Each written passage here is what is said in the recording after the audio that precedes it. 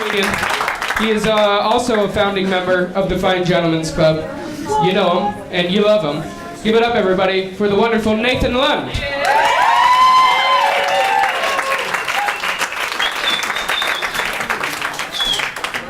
Whoa! All right. Come on, seriously, I've been up here for like 10 seconds. I had all that momentum, and now it's just. I'm ready for you. Soldier, we're all ready. We're all ready now. Oh man. You know what I was thinking about the other day was high school. Remember high school? In high school, I still had to go to college because I lived with my parents. My mom made me go to church. When I was in high school, I had to go to high school and church in high school. So double whammy. And you know what was even more fun is going. A couple years ago, I got real drunk and ended up having to go to the church I grew up at the next day. And I had flown from here to Chicago. And you know, there's the thing where it's like if you come from here and you go somewhere you can't get drunk. You can. It's really hard. You have to drink a lot.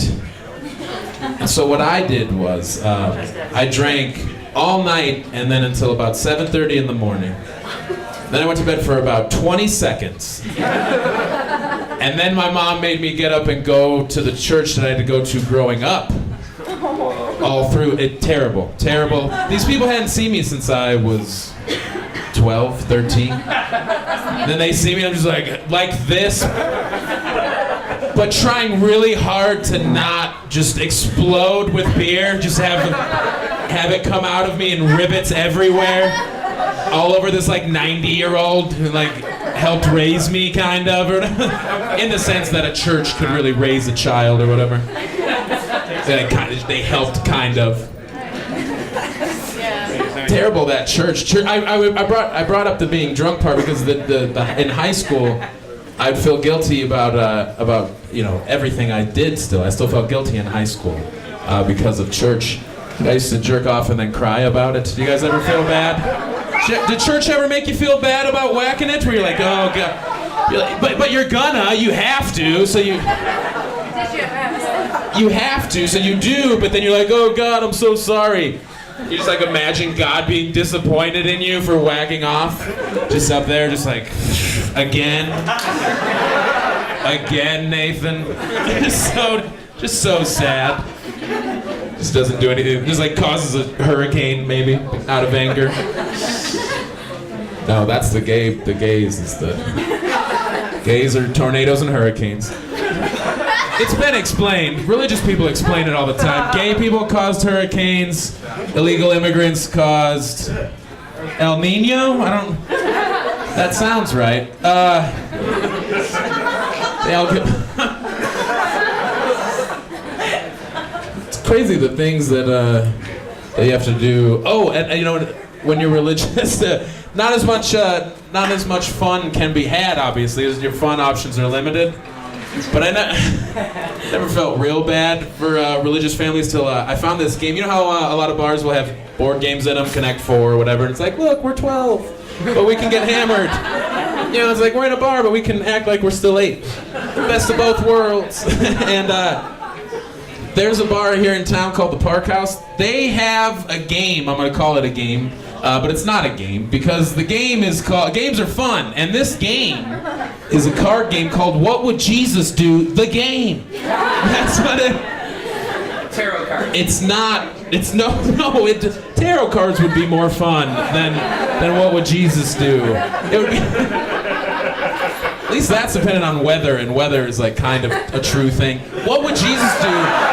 What would Jesus do is just, it's fucked up because it's not the kind of game like Cards Against Humanity where people play it and you feel, you know, and it's funny and you're laughing and you're drunk.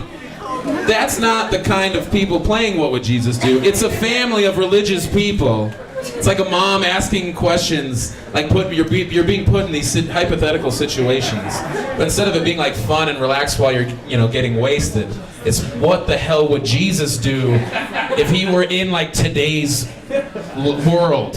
It's like, I don't think he would last that long. He didn't make it that long back then. There were a lot less people and things to fall off of. But and the world that this card game paints, the picture that it paints is it's a bleak world. You're in these shitty situations. One is like your brother is behind on child support payments, and his ex-wife doesn't know where he is, but you do. What would Jesus do? Fuck. What? My brother is 7 and he's sitting right next to me. Mom, why do I have to pretend my brother's a piece of shit? Is Jesus' brother a piece of shit? Was he a loser too? Why? They make you think about something like that. There's one where you come home and your mom's crying. What do? Why are we playing? Mom, is everything okay? Is that what it says on the card, or you just riffing right now? Why is that printed on the game piece? Now we have to talk about why mom's crying. Like the last option is ask her what's wrong. One of them's just walk on by. Just keep walking. Just go into your room.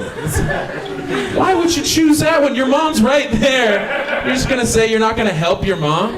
Another one is don't say anything to mom, but tell dad when he gets home. That sounds like a completely wrong answer.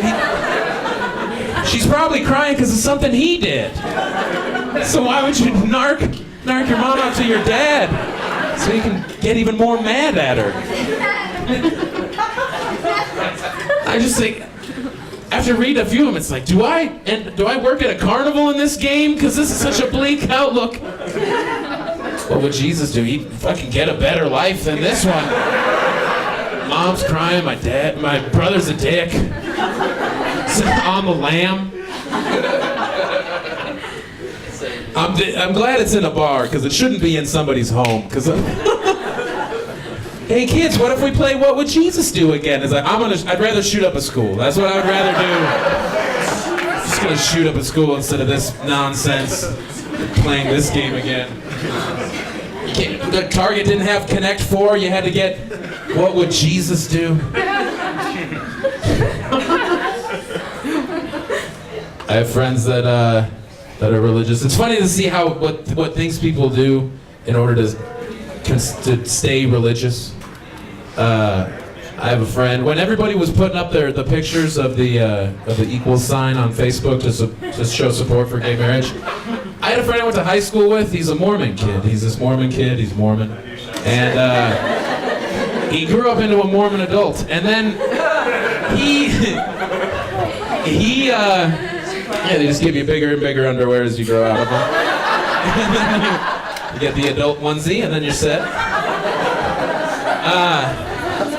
But he didn't change his picture to an equal sign. He changed his picture to an approximation sign. Now that's like a drunk squiggly equal sign, and it means the two things are almost the same. And he explained that, and he said, I want to show support for my gay brothers and sisters, but I also have to stay true to my Mormon faith. And I just thought, oh, okay, this rational adult who is raising kids is worried about God getting mad at him for what his Facebook picture was. Is that what he's gonna worry about? Not how many people did you kill. They're like waiting in line to get into heaven, and he's like, all right, so far so good. Wait a minute. He's like looking at a computer screen. God is. And then he squints at the computer screen and adjusts his glasses because he's like 4,000 years old. And he's like, wait a minute, what's this on your Facebook from a few years ago? This looks like an equal sign supporting gay marriage. What's the deal with that? He'd be like, oh no, God, look closer. Just squint a little more. It's an approximation sign. It's squiggly. And God would just be like, whoa, that was a close one. Almost had you send you down there. Whoa. Go on in, open those gates. Free root beer floats are down the hall and to the right.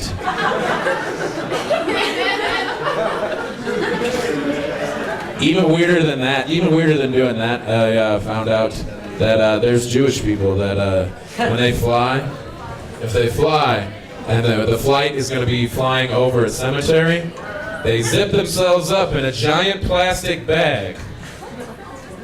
The reason is because their faith prevents them from entering a cemetery. What? Yeah, so, what? Bitch, I've been in the cemetery already today. This bitch runs a cemetery. How's somebody gonna live their whole lives, die, and never be in a cemetery? Shit. I agree, it's crazy. We're going to a cemetery after the show. But Modest Yahoo cannot come. But it's because they're worried that dead body smell is gonna seep into their bodies, and then they're gonna die, and God's gonna be waiting for them, and then they try to walk into heaven and be like, wait a minute, you smell like other dead people. What happened? You smell like you as a dead body, but also other dead bodies. Non-kosher dead bodies. Smell like dead bodies and ham. What's going on? What's going on with the smells? And the guys be like, dude, I flew in a plane over a cemetery, but I was 1,000 feet in the air, 2,000 feet in the air, a plane. I was 10,000 feet in the air. However high planes fly at a normal altitude for flying. And I did fly over a cemetery where there were dead bodies and maybe a little bit of ham. But listen, here's the thing. I sealed myself up in a giant bag. I was hermetically sealed. It's fine. God, just be like, wait a minute. You flew in a plane. All right, that's strike one. I don't remember inventing airplanes during the week that I created things. I did not make the airplane. So that's not good. And then also hermetically sealed. What is that? What is that, science? Did science create that? Yeah, that's not me. That strikes 2 and 3. You're going down below. Modest Yahoo. Free root beer floats down the hall to the left. Only the first one's free, though. The refill is $1.50 each.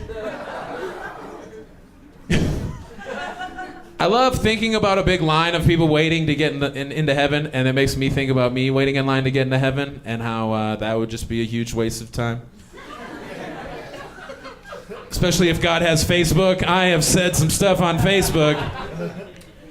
Just imagine God being like, why the hell have you been waiting in line to get into heaven for 9 years? That was a big old waste. You're definitely going down below where they charge for the root beer refills. You masturbated entirely too much. You're masturbating right now in the line to get into heaven. What the hell are you thinking? But I'd just be like, oh no, see, it's okay, God, because I put a bag on it, so it doesn't count. Thank you guys so much. Thank you.